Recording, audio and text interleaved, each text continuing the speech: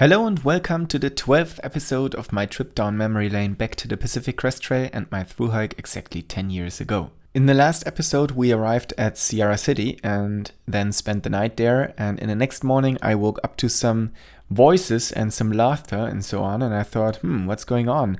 And I looked out of the tent and then there was this plot of land right next to the campground at the church in Sierra City where we spent the night. It was a very tiny plot and someone was living there in a trailer, and he had set up a couple of benches and chairs and whatnot outside of his trailer, and he'd invited everyone over for breakfast. And he then waved me over and said, "Hey, come here, we're having breakfast." And of course, we just walked up there straight away. And as I said, it was only like 5 meters or so, and it was right next to the campsite. And he lived there, and there was breakfast. Oh, it was wonderful, I can tell you. He had everything. There was bread with different toppings, fresh jam, lots of fruit, including the most delicious pears I've ever eaten in my life. They were so ripe, you could just run your teeth through them. They were so nice and sweet, and it was an incredible taste. It was probably only so delicious because I got so little fresh food on the trail, but I'm pretty sure if I ate the pear now, it would probably have been a pretty awesome pear as well. And probably still be the best pear I ever had. But back then, it was kind of divine. And he also had some other things like yogurt, muesli, coffee, and so on. And it was really, really nice. And on top of that, the guy was really nice too. I talked to him for a while, and he was a very down-to-earth, relaxed kind of guy. I think living such a reduced life in a trailer in the mountain village probably makes you a very nice person, a very happy person, happy with little things, happy with being around young people every now and then, sharing the stories of the trail. And yeah, it was a very, very nice morning. And later that day we picked up our parcel, our resupply package, and then we hitchhiked back to the trail.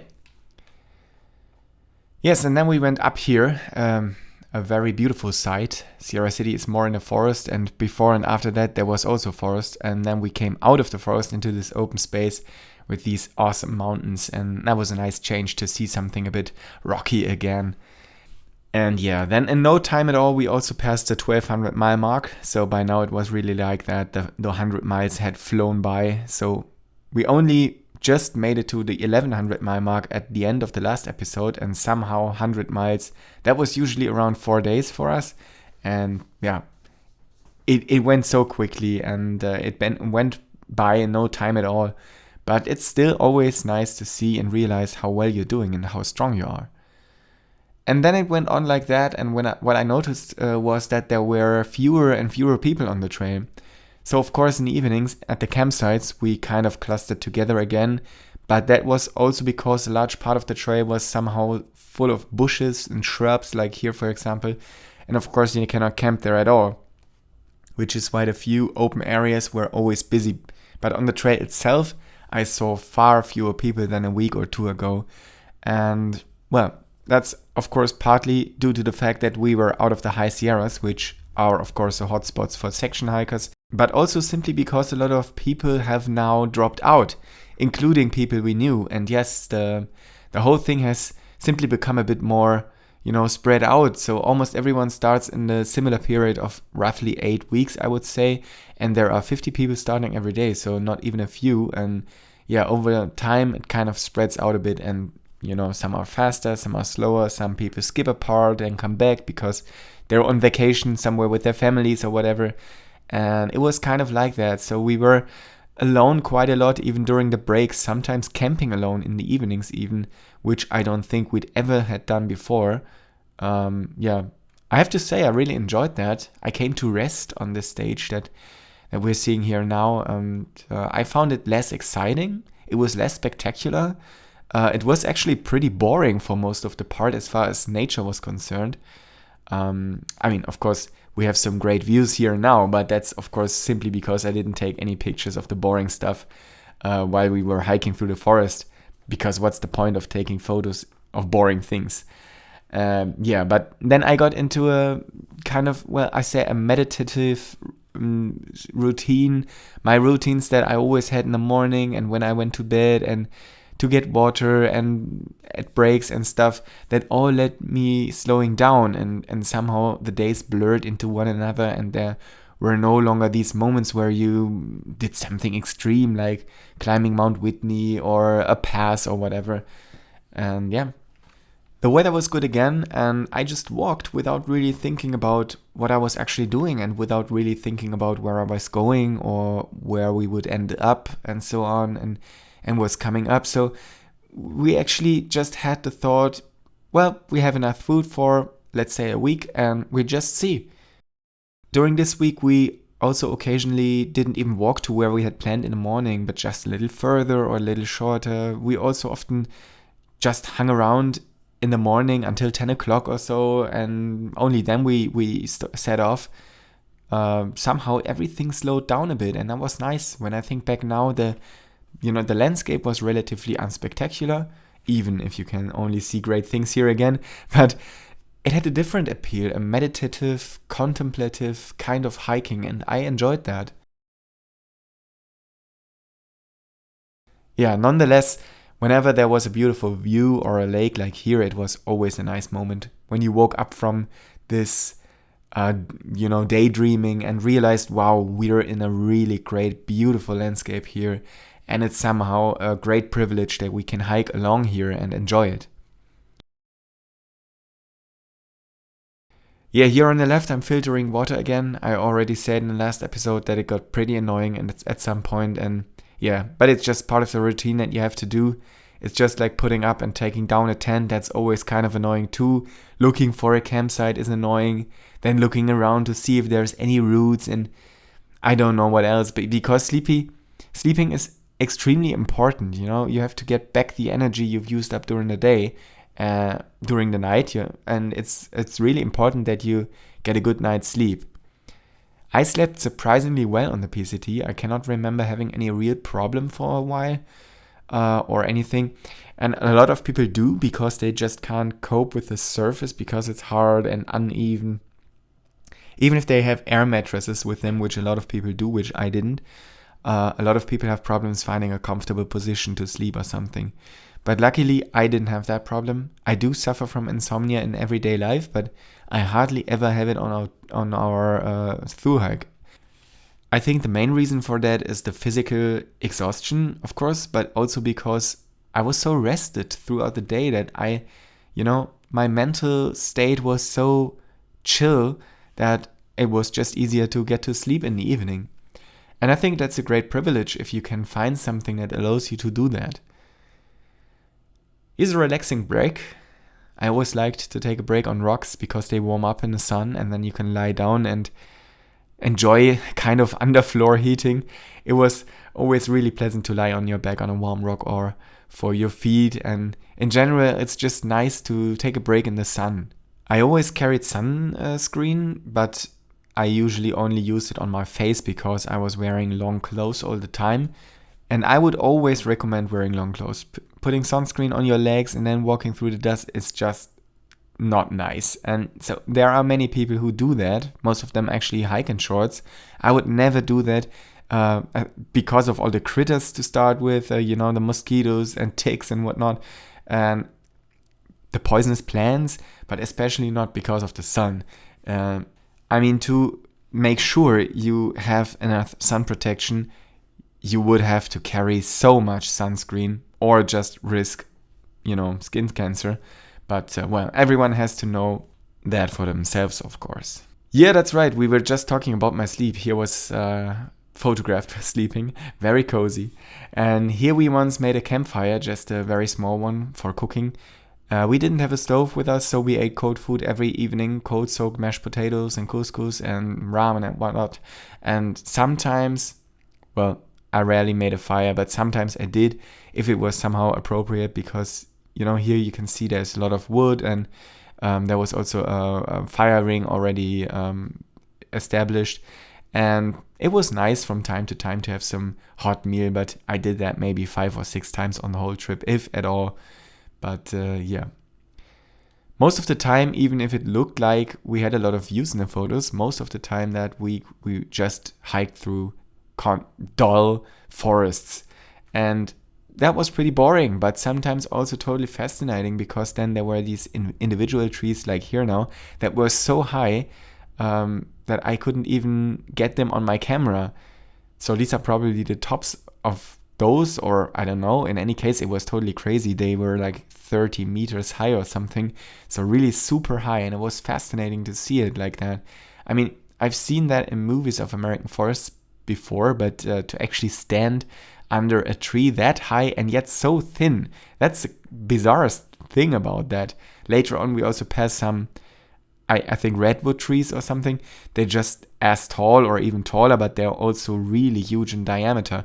But such thin stilts like these here, it's somehow bizarre that they can stand there and hold up the winds and everything, statically speaking.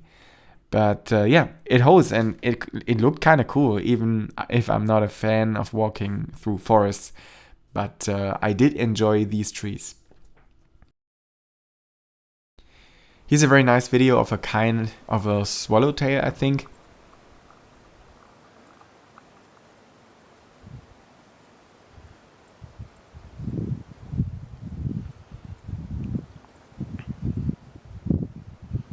Yes, I always really enjoy seeing my favorite animal in the wild.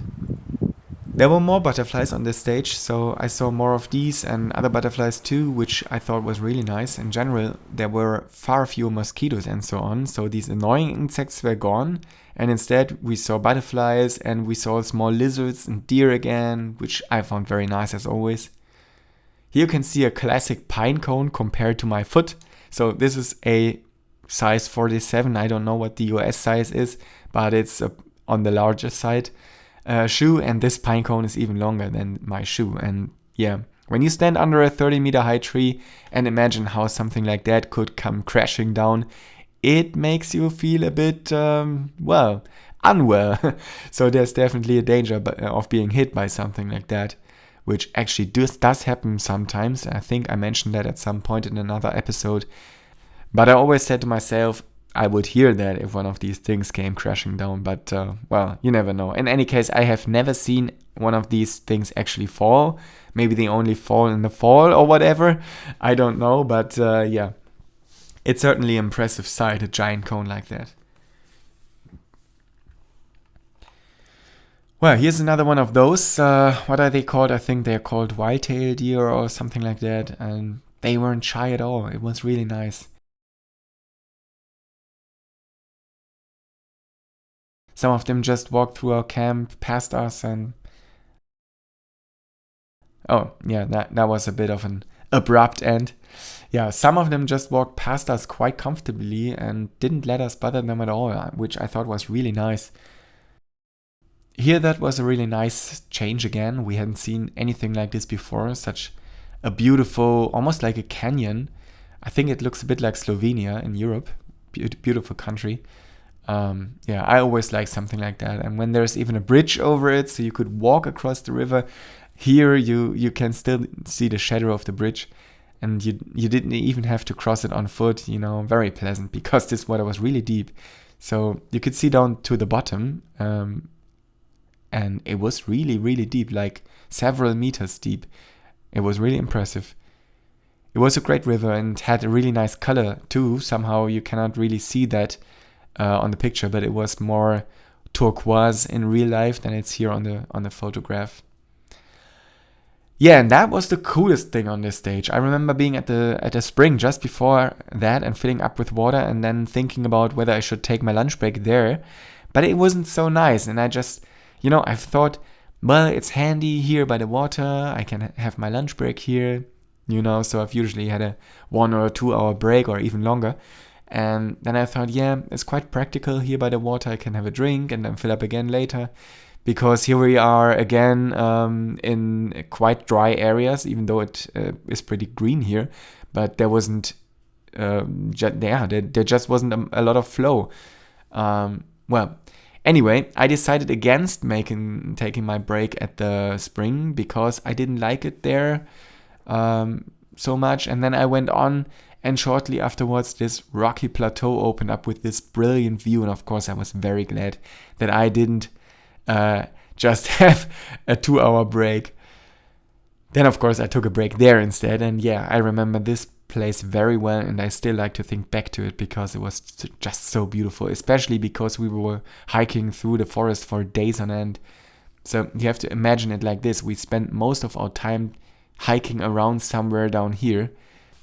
And it's so awesome when you then suddenly turn around the corner and the panorama like this opens up. It's a feeling of being overwhelmed. It's something very special, and somehow you cannot describe it at all. You have to experience it. This surprise and, to suddenly see this vastness. It's simply amazing. Wonderful place. Yeah, this was part of a series of PCT trail signs, which somehow I don't know if someone had scratched it all off or what, but usually these diamonds here, they mark the trail and usually they have PCT logo on them. But there was a series here of let's say, empty signs, and someone had marked them with all kinds of funny things. And, well, I actually do like things like that. And I found it particularly funny because the tree has already half eaten this one, and then someone put "help me" on it. I just found that amusing.